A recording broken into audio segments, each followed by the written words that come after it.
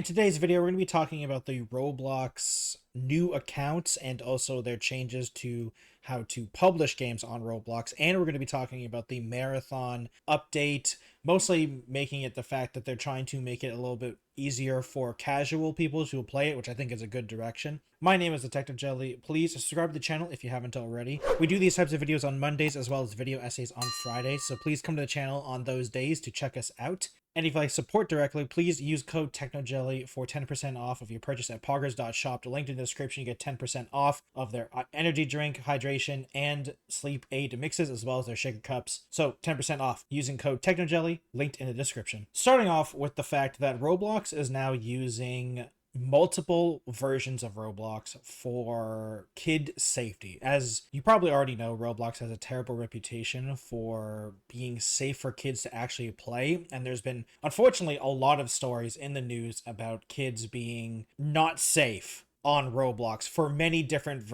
reasons, unfortunately. And so Roblox now has introduced a account-based age range. Basically, there is Roblox Kids, Roblox Select, and Roblox. Roblox Kids is for under 9, Roblox Select is for 9 to 15, and Roblox is for 16 plus. Now, on the surface, obviously, this is really good because, age gating stuff is really good to have, and it should have been like this to begin with, honestly, considering how Roblox has always been a kid's game. The problem I have with this is that this feels like a really good first step, but I'm worried that this is going to be the only step. Now, to be fair, there is changes on how to publish stuff for Roblox, but I'm not sure if this is going to be enough. And I do hope that this is just going to be them continuing to do stuff like this. So, for instance, the Roblox Kids accounts are extremely limited in terms of what they can actually do. Basically, all communications are disabled by default, which is a good thing.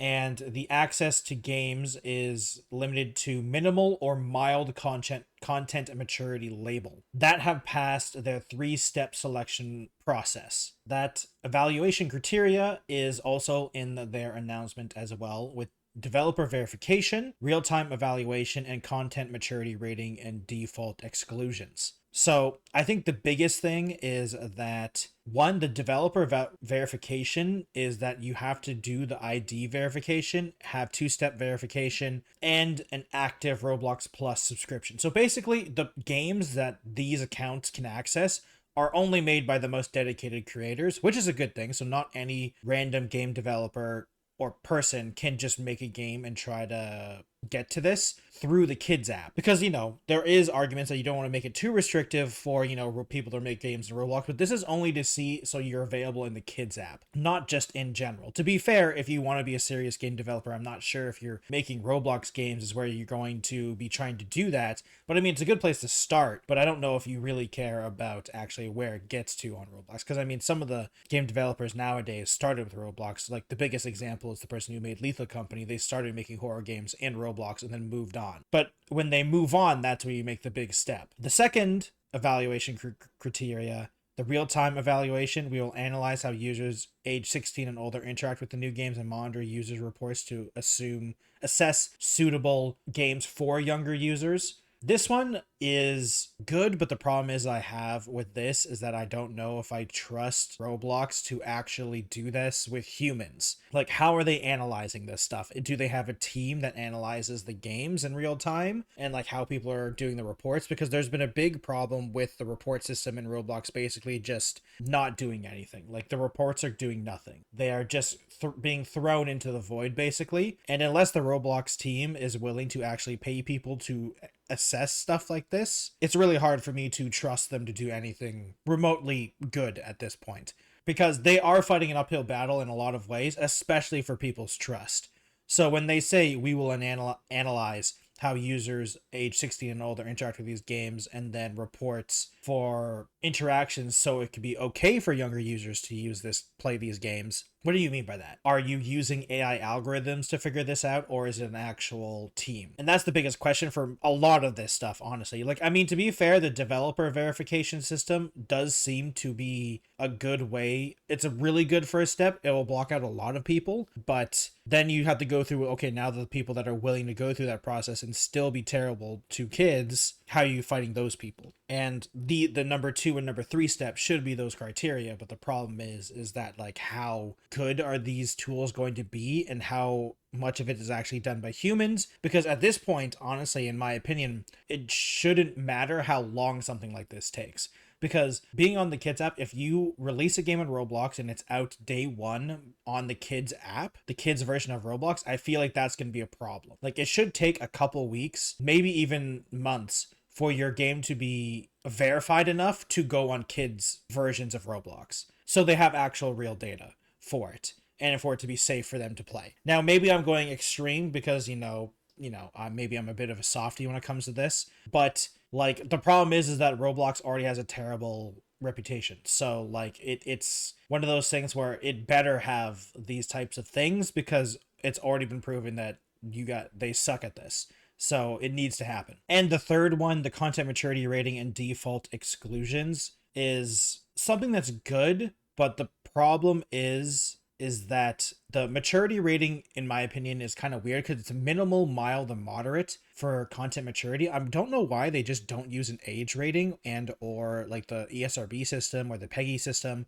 I guess it's because they don't want to. At the beginning, they didn't want to have things age gated, but now they are literally having things age gated. So I don't know why they aren't just using that, because minimal, mild, or moderate is a very wide berth and very vague in terms of what that actually means. Luckily, the default exclusions of games are social hangouts and freeform drawing games, which is good because those types of games are unfortunately just cesspools most of the time, from my knowledge and from me looking into it. And this is also not just Roblox Kid, it's also Roblox Select. So basically 16 and under cannot do social hangout games or freeform drawing games unless they are approved by a parent, basically, or approved by whoever owns the account. And I mean, that's another thing we're gonna have to talk about soon, but we'll get to that. And then they also have games that feature sensitive issues. Once again, very vague, but I mean, I guess it's good for that to be vague because you need to be able to do a wide sweep of games that aren't appropriate for kids. Because like I think the problem is that I'm not talking about games that have violence and stuff like that, honestly. It's mostly the people that are preying on kids for these types of games. And honestly, maybe even the monetization of these games as well. Because like the violent stuff, I mean, like Fortnite's kind of violence, Minecraft can be violent. Like games, there is always violence in video games, and I don't think that's a bad thing. There's violence in a lot of things. In movies, cartoons, music, all that type of stuff. All entertainment, sometimes there's violence in it. And, that's fine because that's just something that is there. Competition sometimes can be violent, even if it's not like, guns and stuff like that. There's always some sort of violence sometimes. In most sports, there's some sort of physicality to it. So it makes sense. It's the sensitive issues that are like just not appropriate. Like I know there's like the shower games that I've seen on Roblox are really messed up, and I don't know why those exist. And the fact that a lot of these games are just gotcha things, but I think that's more of a personal thing for me because I think gambling mechanics in video games have gone way too far, and Roblox is part of that problem. And I do think that it's really good that the only way for you to go around these restrictions is to have a linked parental account enable it, basically. So that means they can't just go into the settings and enable stuff like this, which is, a good thing. But once again, it is one of those things where there is some way to be put onto the parents as well. Like you do still need to parent your kids because it is a two-way road. The parents need to still know what they're doing on Roblox and stuff like that, and what games they're type of playing, what they want to do. Because I can see another big problem of a kid saying, hey, can I play this game? And because the parent doesn't know what Roblox is, or they just thinks like, oh, Roblox, it's a kid's game where they have the funny character looking stuff and then they just approve whatever their kid wants to play. That Roblox can't do anything about that, unfortunately. So that's where it kind of has to be like, it is a thing where parents have to try to parent as well. So hopefully that goes better for it. And the Roblox Select accounts, the ones that are for 9 to 15, it's just slightly less restricted instead of the kids accounts, though the main difference is the Select accounts will be able to access moderate maturity games as long as they've passed the 3-step selection process. And the default communication settings are still disabled for basically all of it until 15, unless it is approved by the parental linked account. So they do talk about the transitioning to global rating framework, which is a good thing, but I don't know why they aren't doing this now. I don't know why it's going to take a long time, because they said later this year. I'm like, why can't you just do this now? It's strange that they can't just do this. And to be fair, it's weird that they weren't already doing that. I mean, I'm glad they're like, I mean, literally talked about it earlier that I don't understand why they aren't doing this now, because the minimal, mild, and mature content it doesn't really say anything. It's really hard to tell the difference, especially for someone who is a parent and doesn't know video games, because I think those are the parents that are uniquely vulnerable to this style of stuff, because this isn't the standard of how us as a society has agreed to age rate these types of things, and so they won't understand it. Or I think I'm being a little mean to them, but like, it's harder to understand because they're a lot more vague than the ESRB or the PEGI system. So I'm glad that they are going towards the International Age Rating Coalition framework stuff. I hope they just implement the ESRB and PEGI system, because it'd be just so much easier for one parent, two kids, and three developers, so you don't have to like worry about that. And the extending parental controls is really good. I'm glad that this is happening for this thing. Once again, can't believe that this stuff wasn't already a thing when your primary audience is like 6-year-olds or young kids. It's insane to me that they've gone away with it for this long, but to be fair, there's been many lawsuits nowadays, and things have been really blown out of proportion in terms of how things are perceived. So it makes sense that they're doing it now, but it's really sad that it took all these terrible things happening for something to actually happen.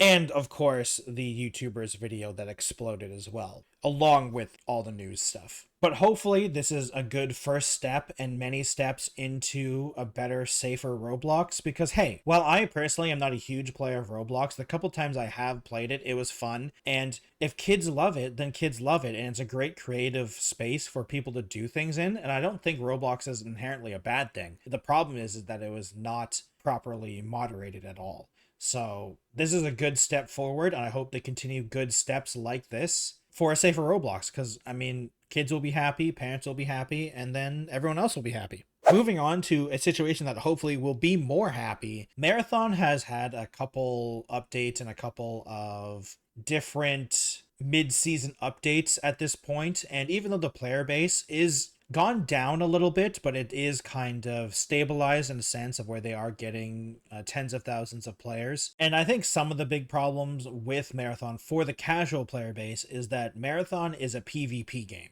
There is no ambiguity of like if other players are enemies, like in Arc Raiders, where like there's a good chance that someone's friendly and there's a good chance where someone's not friendly. Or it's like the original when DayZ first was really popping off in like 2012, 2013, where there were a lot of people that were friendly. They did want to team up and stuff like that, just random strangers. In Marathon, it was a PvP game.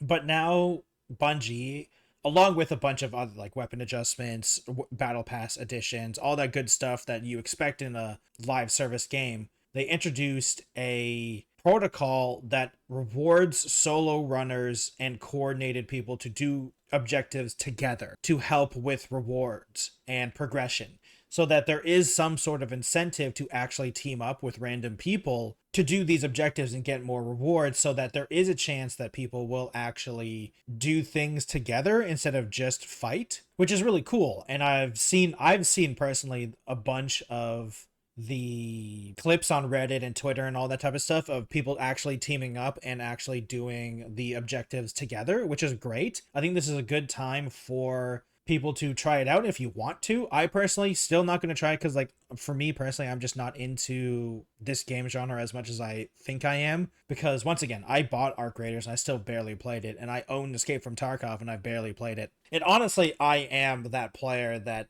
will play Arc Raiders and probably be fodder for the PvP people, because I'm not that great.